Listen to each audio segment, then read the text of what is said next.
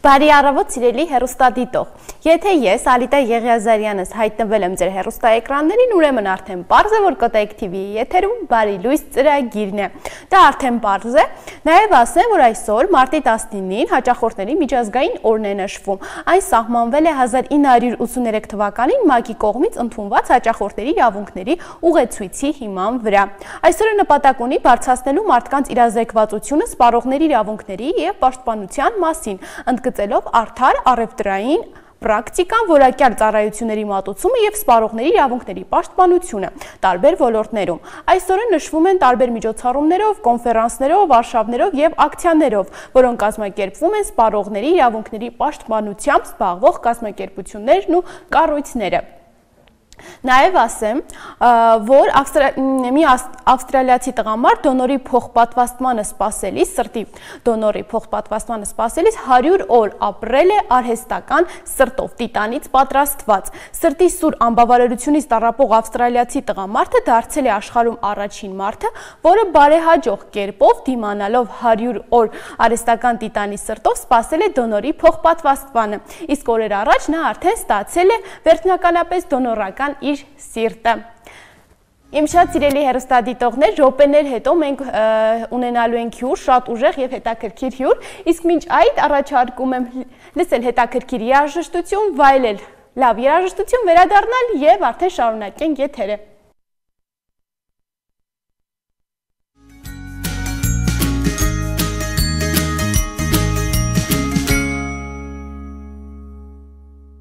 Մենք վերադարձանք սիրելի հեռուստադիտողներ, ուրախ եմ, որ միացել եք մեզ և հիմա արդեն սիրով ներկայացնեմ մեր այսօրվա հյուրին։ Մենք այսօր խոսելու ենք Յուրի Սաքունցի հետ, ով բռնցքամարտիկ, աշխարհի և Եվրոպայի չեմպիոն, ուժային եռամարտի աշխարհի կրկնակի չեմպիոն, Եվրոպայի չեմպիոն, ձեռնամարտի աշխարհի չեմպիոն, ուժային ըմբշամարտի և Եվրոպայի չեմպիոն, Հայաստանի 20-ակի ռեկորդակիր, աշխարհի 8-ակի ռեկորդակիր է։ Բարև ձեզ։ Բարի լույս։ Շնորհակալ ենք հրավերը մեր ընդունելու համար եւ առավոտը միասին սկսելու եւ առաջինը հենց կուզեի միջև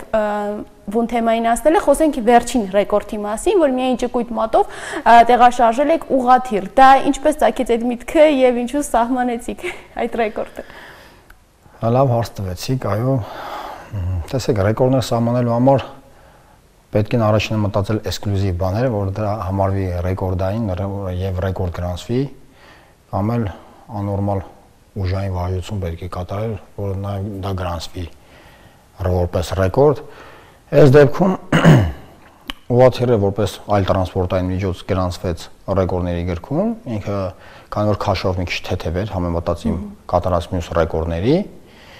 այլ տրանսպորտային միջոց որպես ուղղաթիռ ինքը գրանցվեց, քանի որ համարվում էր ավելի էքստրեմալ, ավելի դժվար, քանի որ ուղղաթիռը կոորդինացիոն մի քիչ ուրիշ այլ դիրքում էր գտնվում։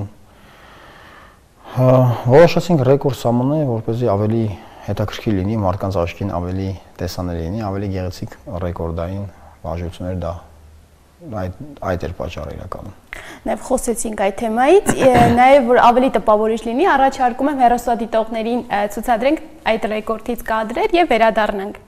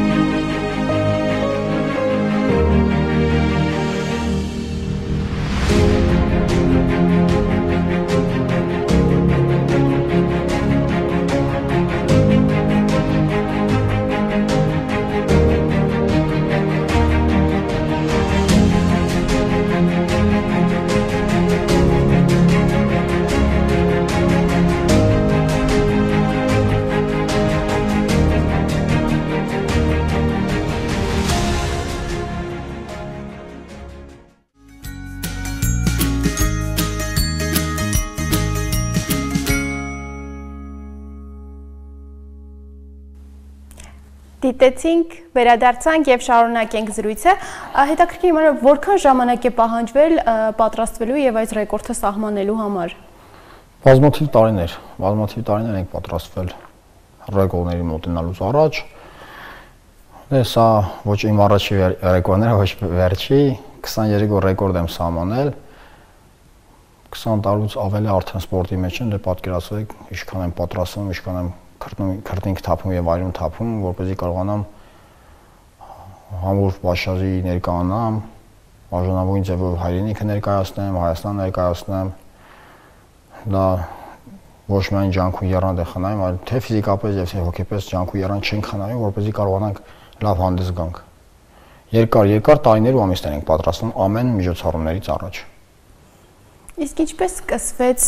սկսեցիք զբաղվել ուժային մենամարտերով, եւ նաեւ ինչպես առաջացավ միտք նման ռեկորդներ սահմանելու։ Դե մանկուց ես զբաղվել եմ սպորտով, իսկ ռեկորդներով կոնկրետ առաջացավ այն ժամանակ, երբ որ հեռուստատեսության պատահական տեսա, որ գերմանացի մարզիկը ռեկորդ է սահմանում Գինեսի, ու մեջ հետաքրքրություն առաջացավ նաեւ ռեկորդներով զբաղվել, ռեկորդներ սահմանել, ու 16 տարեկանից սկսել եմ ռեկորդներով զբաղվել, ռեկորդներ սահմանել եւ ինչպես նշեցի, արդեն 22 ռեկորդ ունեմ, 23 արդեն ուղղաթիռը հետը, ու առաջաստված գնանք նոր ռեկորդների հետևից։ Իսկ կարող ես հիշել ամենադժվար ռեկորդը, որ սահմանել ես, որն է եղել։ Չէ, իրականում բոլոր ռեկորդները իմ համար դժվար են եղել։ Ամեն ռեկորդի մոտենալուց առաջ ինձ թվացել է, թե այդ ռեկորդը կլինի ամենավերջի ռեկորդը, ամենադժվար ռեկորդը, բայց երբ որ առաջին անգամ քաշում է 3 տոննա քաշ ունեցող մեքենան, իմ համար դա շատ դժվար էր, ամենաուժեղն էր, ամենատպավորիչն էր, բայց կնկատեմ պրոգրես, որ 3 տոննայից հասել է մինչև 60 տոննա, ու մետրոպոլիտենի մետրոյի 2 վագոն եմ քաշել, պատկերացնում եք 60 տոննա, 60000 կիլոգրամ, ու մարդու սահմանները, մարդու ֆիզիկական կարողությունները ու սահմանները անսահման են։ Աստված տվել է մարդուն հնարավորություններ, պետք է այդ բոլորը կարողանաս բացել եւ օգտագործել։ Իսկ երբ որ արդեն պատրաստում եք ամենաառաջին ռեկորդը կհիշեք, որն է երբ որ իհարկե, դա նոր նշեցի, որ առաջին ռեկորդը եղել է 3 տոննա քաշ ունեցող մեքենա ճկույտ մատով են քաշել։ Ճկույտ մատով։ Այ հետաքրքիր է իմանալ ձեզ որտեղից այդքան ուժ եւ ոնց եք նախապատրաստվում նման ռեկորդներ սահմանելուց։ Ինչպես եք պատրաստվում։ Դե ֆիզիկական ծանրաբեռնված մարզումներով ենք պատրաստվում, իրական մարզումներ ենք անցկացնում, ամեն ռեկորդներից առաջ, ամեն մրցաշարներից առաջ։ Դա անակ առաջինը Աստծո տված ուժ է, Աստծո օրհնությամբ, ամեն ինչը Աստծո փառքով մենք էլ կարողանում ենք ճիշտ օգտագործել։ Նաև դուք զբաղվում եք ձեր եղբոր հետ, նաև ձեր եղբայրն էլ է զբաղվում նույն մարզաձևով, հետաքրքիր իմանալ առաջինը դուք սկսեցիք զբաղվել, նա ձեզ հետևեց, թե դուք նրա։ Չէ, ես եմ սկսել առաջինը ես եմ սկսել զբաղվել, այնուհետև ինքը շարունակեց իմ գործը։ Դե Իսկ արդեն քանի ռեկորդ եք սահմանել մինչև օրս։ 23 արդեն, 23 ռեկորդ եմ սահմանել։ Դե բացի ռեկորդները ես մի քանի սպորտաձևերով եմ զբաղվում, ուժային եռամարտի աշխարհի չեմպիոն եմ, ուժային նբշամարտով եմ զբաղվում, նույն mass wrestling, մի քանի ամիս առաջ Ֆինլանդիայում դարձա Եվրոպայի չեմպիոն, հաղթելով 4 հակառակորդների, ձեռնամարտի աշխարհի չեմպիոն եմ եւ հիմա շատ խորացված արդեն զբաղվում եմ պրոֆեսիոնալ բռնցքամարտով, բռնցքամարտի մի քանի վարկածներով աշխարհի եւ Եվրոպայի չեմպիոն եմ դարձել։ Ու պատրաստվում ենք շատ կարևոր նոր մրցաշարերի, բռնցքամարտի, ինչպես նաև նոր ռեկորդների, ամեն ինչ Աստծո հաջողությամբ կստացվի։ Իսկ բռնցքամարտի նոր մրցումները երբ որ սպասվում են, որտեղ են տեղի ունենալու, ովքեր են լինելու մրցակիցները, երկրպագուները ինչի սպասեն։ Շատ լավ հարց տվեցիք, տեսեք, ընդամենը 1 ամսից շատ կարևոր մենամարտի եմ պատրաստվում, որտեղ մենամարտելու եմ ադրբեջանցի մարզիկի հետ։ Սա ոչ միայն իմ խնդիրն է, սա իմ համար մի հատ մեծ ազգային հարց է, քանի որ ես հայրենասեր մարդ եմ, ինձ համարում։ Ու կուզեմ նշեմ, որ իմ ընկերոջ աջակցությամբ Արաբոյի Սարգիսի, ով ապրում է Ամերիկայում, ընկերն է, եւ իր ընկերների շնորհիվ աջակցությամբ այս միջոցառման ենք պատրաստվում։ Սա շատ մեծ միջոցառում է իրականում, որի համար չենք խնայում ոչ ջանք, ոչ եռանդ եւ ոչ ֆինանսական ինչ-որ ֆինանսներ, քանի որ այս միջոցառման համար իրականում շատ մեծ գումարներ են անհրաժեշտ, թե պատրաստվելու համար եւ թե մեր ընդդերի միջոցառման համար։ Եվ շնորհակալություն եմ հայտնում ընկերներին, ովքեր որ իմ հետ են, իմ կողքին են ու պատրաստվենք գնանք նոր հատ ուժեղ սենսացիոն առաջնության, նշեմ որտեղ որ նաև կլինի գոտ ու մենամարտ ու փորձենք արդեն չեմպիոնական գոտով հետ վերադառնանք հայրենիք։ Իսկ որտեղ է տեղի ունենալու բռնցքամարտը։ Այս պայմանությամբ նախատեսված է որ կլինի Թայլանդում, բայց տեսնենք թե ոնց կստացվի իրականում տեսնենք։ Իսկ ուժային եռամարտում ինչ նոր ռեկորդներ են սպասվում, ինչ եք պատրաստվում կար։ Դե հիմա ճիշտ ասած պատրաստվում ենք։ Այո։ Ադրբեջանցու հետ մենամարտին ավելի խորացված, բայց ռեկորդների հետ կապված ունենք ցանկություն, որ ինքնաթիռ տեղաշարժեմ, ինքնաթիռ քաշեմ, եւ առաջ աստված։ Թող խաղաղություն լինի մեր երկրում, մենք էլ փորձենք մեր երկիրը արժանավուն ձևով ներկայացնենք ամբողջ աշխարհում եւ ցույց տանք հայ ուժը, հայ միասնական լինելը։ Ու մեր խնդիրը նրանում է, որ ընդգծենք հայ միասնական լինելը եւ հայրենիքի մասին հոգ տանելու կարեւորությունը։ Հետաքրքիր է նաև իմանալ ամեն ռեկորդ սահմանելուց հետո արձագանքները ինչպես են լինում ընկերների կողմից, ընտանիքի անդամների կողմից, ինչ արձագանքներ եք ստանում։ Դե արձագանքները արդեն քիչ-քիչ թուլանում է, իսկ որ հիշում եմ այն ամենասկզբում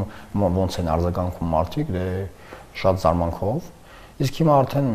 էլի զարմանում են, դե իրական շնորհավորանքներ, հաճելի զգացողություններ, հպարտանալու առիթ ենք տալիս։ Սկզբից իրական չէին թողում, որ մենք զբաղվենք նման գործունեությամբ, ծանր առարկաներ տեղաշարժենք, բայց դե եթե մենք ընտրել ենք մեր ուղին, հակառակը պետք է մարդիկ մեզ օգտակար լինեն, օգնեն, որպեսզի մենք ավելի լավ կատարենք մեր գործը։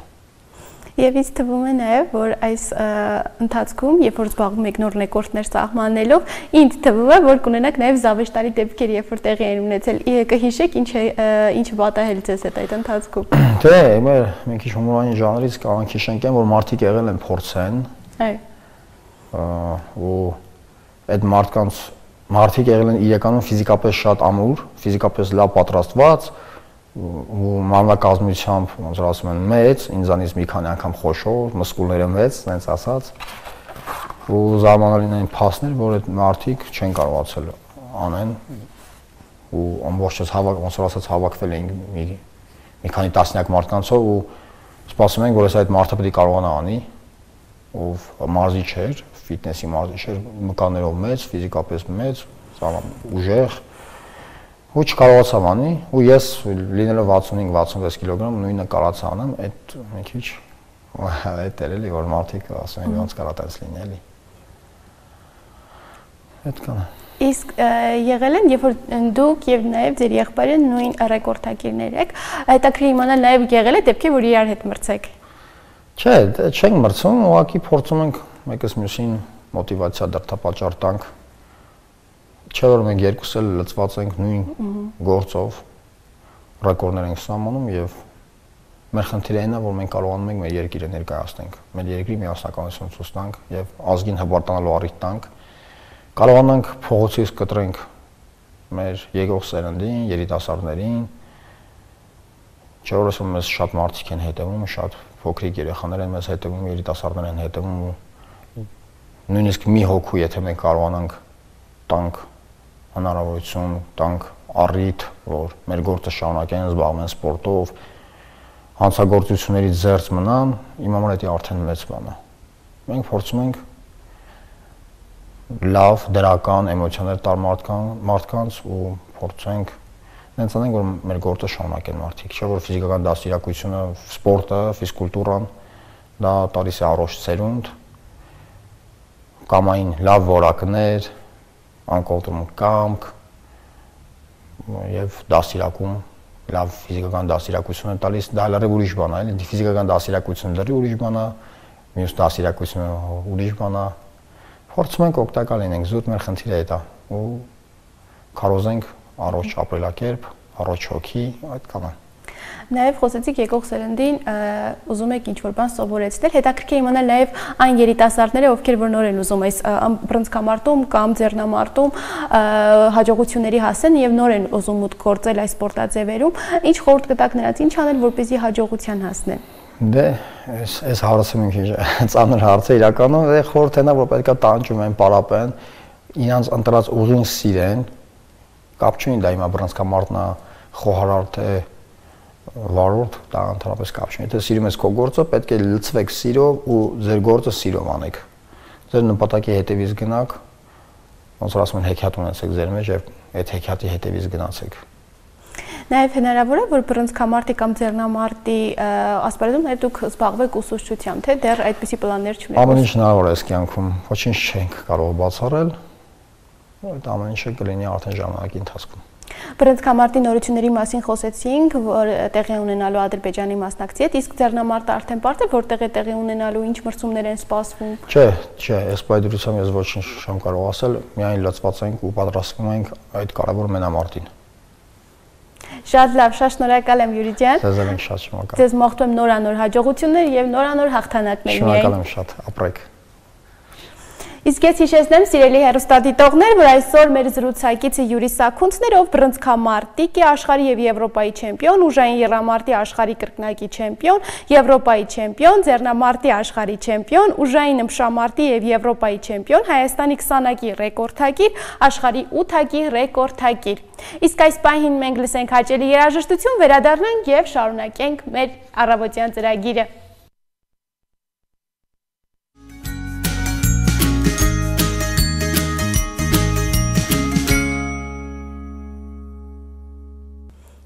Բարի լույս եմ մաղթում նրանց, ովքեր նոր են արթնացել եւ միացել են մեզ, իսկ ովքեր արդեն աշխատավայրում են, ձեզ մաղթում եմ հաճելի աշխատանքային օր։ Իսկ ովքեր որ տանն են, առաջարկում եմ, քանի որ եղանակը մի փոքր անպամած է, մի փոքր ցուրտ, առաջարկում եմ պատրաստենք սուրճ կամ թեյ եւ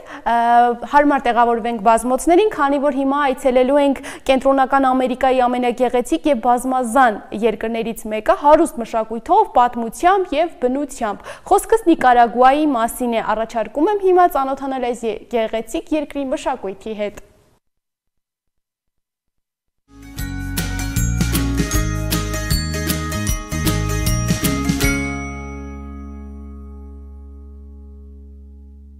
Նիկարագուա, Կենտրոնական Ամերիկայի սրտում է գտնվում Նիկարագուան, մի երկիր, որտեղ բնությունը, պատմությունը եւ մշակույթը միահյուսված են անկրկնելի ներդաշնակությամբ։ Այս երկիրը հայտնի է իր հրաբուխներով, փարթամ ջունգլիներով եւ գաղութային ճարտարապետությամբ, որոնք հմայում են յուրաքանչյուր այցելուին։ Նիկարագուան հաճախ անվանում են հրաբուխների երկիր։ Երկրում ավելի քան 20 ակտիվ ու հագեցած հրաբուխներ կան, որոնցից ամենահայտնին Մասսայան է, աշխարհում եզակի հրաբուխներից մեկը, որի կրակե լիճը կարելի է տեսնել անմիջապես ծայրից։ Իսկ Օմեդտեմպե կղզին, որը ձևավորվել է երկու հրաբուխների միացումից, համարվում է բնության սիրահարների իսկական դրախտ։ Բացի հրաբուխներից երկիրը հայտնի է իր լայնածավալ լճերով։ Նիկարագուայի լիճը Կենտրոնական Ամերիկայում խոշորագույնն է, իսկ նրա մեջ գտնվող Սոլենտինե կղզիներն իրենց գաղտնիքները պահում են վաղ հնդկացիական քաղաքակրթությունների մասին։ Նիկարագուայի մշակույթը յուրօրինակ խառնուրդ է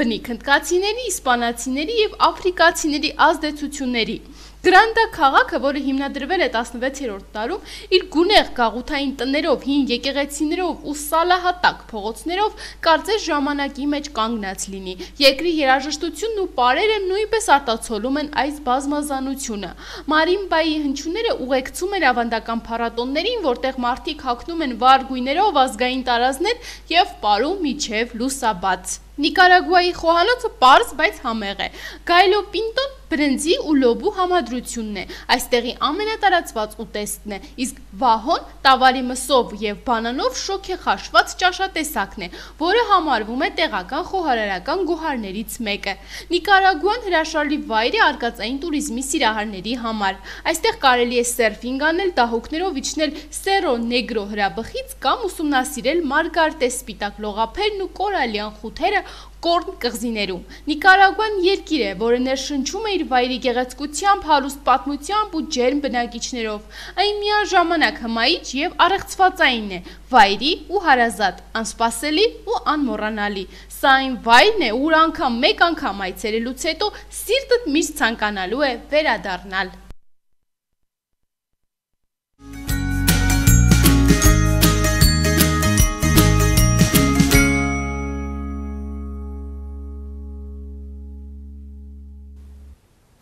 Մենք վերադարձանք, իսկ հաղորդման այս հատվածը պատկանում է օգտակար խորհուրդներին եւ այսօր միասին խոսելու ենք նռան մասին։ Նուռը համարվում է շատ օգտակար միրգ, հարուստ է վիտամիններով, հանքանյութերով եւ հակաօքսիդանտներով։ Այն լայնորեն օգտագործվում է ինչպես սննդակարգում, այնպես էլ ժողովրդական բժշկության մեջ։ Նուռը ամրեցնում է իմունային համակարգը, այն պարունակում է մեծ քանակությամբ վիտամին C, որն օգնում է օրգանիզմին պայքարել վարակների դեմ։ Նռան հատիկներն ու հյութը հարուստ են պոլիֆենոլներով, որոնք պաշտպանում են բջիջները ազատ ռադիկալների վնասակար ազդեցություններից։ Բարելավում է սրտի աշխատանքը։ Նռան կեղևից պատրաստված թուրմերը կարող են օգնել աղիքային խնդիրների դեպքում, օրինակ լուծի։ Օգտակար է մաշկի համար։ Նռան էքստրակտն օգնում է դանդաղեցնել մաշկի ծերացման process-ը, կանխում է կնճիռների առաջացումը։ Բարձր երկաթի պարունակության շնորհիվ նուռը կարող է օգնել անեմիայի դեպքում։ Սակայն նուռը այսքան օգտակար հատկություններով հանդերձ ունի հակացություններ եւ բացասական ազդեցություններ։ Այս միրգի նռան հյութը բարձր թթվայնություն ունի, ինչը կարող է գրգռել ստամոքսի լորձաթաղանթը, հատկապես եթե մարդիկ ունեն գաստրիտ կամ ստամոքսի 12 մատնյա աղիքի խոց։ Նուռը կարող է նվազեցնել արյան ճնշումը, ինչը վտանգավոր է հենց արդեն ցածր ճնշում ունեցող մարդկանց։ Որոշ մարդկանց մոտ նուռը կարող է առաջացնել ալերգիկ ռեակցիաներ, այդ թվում քոր, ցան կամ այտուց։ Նռան կեղևը պարունակում է նաև տանիններ, որոնք մեծ քանակությամբ օգտագործելու դեպքում կարող է առաջանալ փորկապություն։ Շատ մեծ քանակությամբ նռան օգտագործումը կարող է ծանրաբեռնել երիկամները, հատկապես եթե արդեն որոշ մարդկանց մոտ առկա են երիկամային քարեր։ Այսքանը նռան օգտակար հատկությունների եւ վնասակար հատկությունների մասին, իսկ հաղորդման վերջում ուզում եմ անդրադառնալ եւ խոսել մի եկեղեցու մասին, որը գտնվում է Կոտայքի մարզում, Թեղենից լեռան լանջին եւ հենց կոչվում է Թեղենյաց վանք։ Հիմա առաջարկում եմ միասին ծանոթանալ այս եկեղեցու պատմության հետ։ Թեղենյաց վանք վանական համալիրը գտնվում է Կոտայքի մարզում Թեղենից լեռան լանջի Թեղնիներով շրջապատված բաց հատում։ Այն տեղակայված է Բուժական գյուղից 3 կիլոմետր դեպի հյուսիս։ Թեղենյաց վանքի մասին առաջին անգամ հիշատակվում է 7-րդ դարի 20-ականներին, որը կապված էր հայ իշխան Վահան Գողթնացու հետ, ով որոշ ժամանակ թաքնվում էր վանքում։ Սակայն վանական համալիրը ծաղկում է ապրել 11-ից 13-րդ դարերում, երբ կառուցվեց համալիրի այժմ հայտնի գլխավոր հուշարձանախումբը։ Համալիրն այդ ժամանակահատվածում մեծապես հովանավորում էին վաչուտյանները։ Թեղենյաց վանքը միջնադարում հզոր վանական համալիր էր, որը կազմված էր կաթողիկե եկեղեցուց, գրատուն դպրատնից, 2 գավիթներից, սեղանատնից եւ մատուրներից։ Վանական համալիրի գրեթե բոլոր շինությունները կառուցված են կարմիր կամ մուգ տուֆ քարից։ Կաթողիկե եկեղեցին 12-րդ դարի կառույց է։ Մասնագետները ենթադրում են, որ կամ եկեղեցու կառուցումն ավարտվել է 1198 թվականին, կամ այդ ժամանակահատվածում այն արդեն գոյություն ուներ։ Եկեղեցու հիմքերը լավ էին պահպանվել, ինչի շնորհիվ մասնագետները վստահ են, որ այն եղել է սրածայր վաղերով կենտրոնագմբեթ կառույց։ Մասնագետները դժվարանում են որևէ եզրակացություն անել եկեղեցու հարդարանքի մասին, սակայն պահպանված արևմտյան եւ հարավային մուտքի ներքին հատվածներում քանդական նախշեր են փորագրված։ Գրատունը գտնվում է կաթողիկե եկեղեցու հարավային կողմում։ Գրատունը ուներ ուղղանկյուն հատակագիծ, իսկ սրահը բաժանված էր 3 մասի։ Գրատունը միջին հատվածից կապված էր կաթողիկե եկեղեցու հետ, իսկ հարավային կողմում գտնվում էր մյուս դեպի դուրս տանող դուռը։ Եվ ինչպես կաթողիկե եկեղեցու մուտքերի ներքին հատվածներն էին քանդական նախշ, այնպես էլ զարդարված էր գրատան մուտքը։ Ենթադրվում է, որ գրատունը կառուցվել է կաթողիկե եկեղեցու հետ 12-րդ դարում։ Վանական համալիրը ունի 2 գմբեթ։ Առաջինը կառուցվել է 13-րդ դարում, որի սյուները գորշ բազալտից են եղել, իսկ պատերն առհասարակ կառուցված են կարմիր սև տուֆից։ Իսկ ահա երկրորդ գավիթը մասամբ գտնվում է հողի տակ, սակայն որոշ ուսումնասիրողներ կարծում են, որ այն նախատեսված է եղել ուսումնական գործունեություն ծավալելու համար։ Թեղենյաց վանքն իր հիմնադրման պահից մշտապես հայտնի է եղել հայկական եկեղեցիների պատմամշակութային կարգերի խստագույն պահպանմամբ։ Այդ մասին վկայել է նաև Ներսես Շնորհալին, ով 12-րդ դարի երկրորդ կեսին որոշել էր վերականգնել հայկական եկեղեցիների կարգերը, որոնց ժամանակաշրջանի եկեղեցիները չէին հետևում։ Նա նշում է, որ միայն 2 հայտնի Թեղենյաց եւ Մաքեյանց վանքերի համալիրներն են պատշաճ ձևով պահպանում եկեղեցու կարգերը։ Ներսես Շնորհալին օգտվում է այդ վանքերի ժամանակարգերից եւ կազմում նոր ժամակարգ այլ եկեղեցիների համար։